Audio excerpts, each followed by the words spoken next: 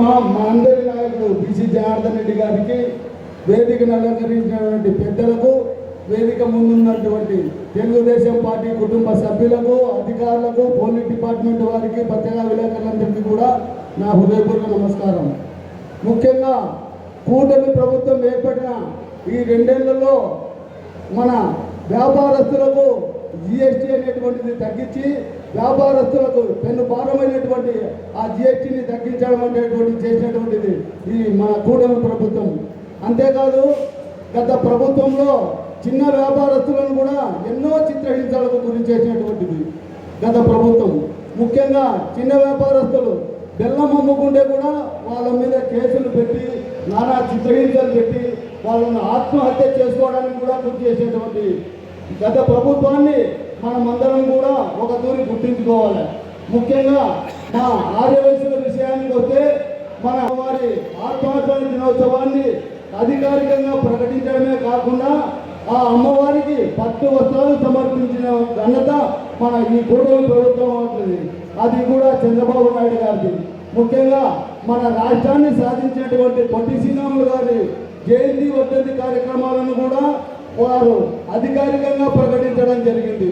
ముఖ్యంగా పొట్టి శ్రీరాములు గారి విగ్రహాన్ని స్థాపించేందుకు ఆయన 58 రోజులు నిరాహార దీక్ష చేసి మన 2 రాష్ట్రాల కోసం ప్రాణత్యాగం చేసినటువంటి వ్యక్తి. అటువంటి వ్యక్తికి ఒక శుచివనం అనేటువంటిది ఏర్పాటు చేసి 6.9 ఎకరాల స్థలాన్ని కేటాయించి కేవలం 6 నెలల్లోనే 58 అడుగుల ఎత్తు విగ్రహాన్ని స్థాపించిన ఘనత మన కూటమి ప్రభుత్వాన్ని అని ఈ సమావేశంగా మీకు తెలియజేస్తున్నాను.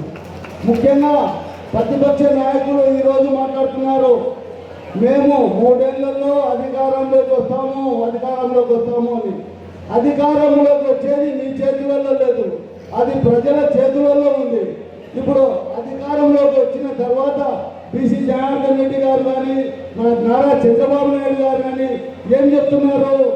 ప్రజలకు ఏం కావాలా, యువతకు ఏం కావాలనేది చెప్తున్నారు. కానీ ప్రతిపక్షవాదులు అధికారంలోకి రాకముందే మేము అధికారంలోకి వస్తే మీకు మీ కథ చేస్తాం, మీ అంతు చూస్తాం, మీరు ఎక్కడైనా పట్టుకొచ్చి మీ కథలు వేస్తామంటున్నారు. మీరు అధికారంలోకి వచ్చేది రాంది ప్రజలు నిర్ణయిస్తారు. ఈ సభాముఖంగా నేను తెలిపేది ఏమంటే, మనం కష్టపడే నాయకులను ఖచ్చితంగా గుర్తించి వాళ్ళ అభివృద్ధికి, వాళ్ళ ఎదుగుదలకు, వాళ్ళ గెలుపుకు మనందరం కృషి చేయాలి. ముఖ్యంగా మా నాయకుడు బీసీ జనార్దన్ రెడ్డి గారి విషయానికి వస్తే ఆయన శుభం కాలము ఆయన జర్నీకే సరిపోతుంది. ఆయన శుభం కాలం అంతా కూడా ఆయన వెహికల్లోనే జీవిస్తున్నాడు.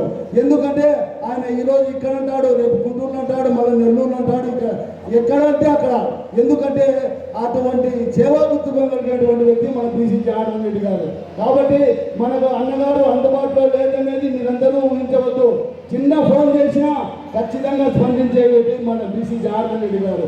కాబట్టి ఈ సభాముఖంగా తెలుగుదేశం పార్టీ కార్యకర్తలందరికీ నేను చెప్పేది ఒకటే, మనమందరినీ కూడా మంచి వ్యక్తిని గెలిపించుకుందాం. మన మంచి వ్యక్తి అయినటువంటి బీసీ జనార్దన్ రెడ్డి గారిని మనం ఖచ్చితంగా గెలిపించుకోవాలని కోరుతున్నాను. ముఖ్యంగా వర్షం అనేటువంటిది సముద్రం మీద పడితే ఉప్పు నీరు అయిపోతుంది, అదే చేను మీద పడితే మంచి ధాన్యం వస్తుంది, అదే పెండ మీద పడితే అది మాడి బస్ అయిపోతుంది. మీరందరూ కూడా గుర్తించుకోవాల్సింది ఒకటే, మనందరము మంచి నాయకుని ఎన్నుకుంటే మనం కూడా సుభిక్షంగా ఉంటామని తెలియజేస్తూ ఈ అవకాశం ఇచ్చినటువంటి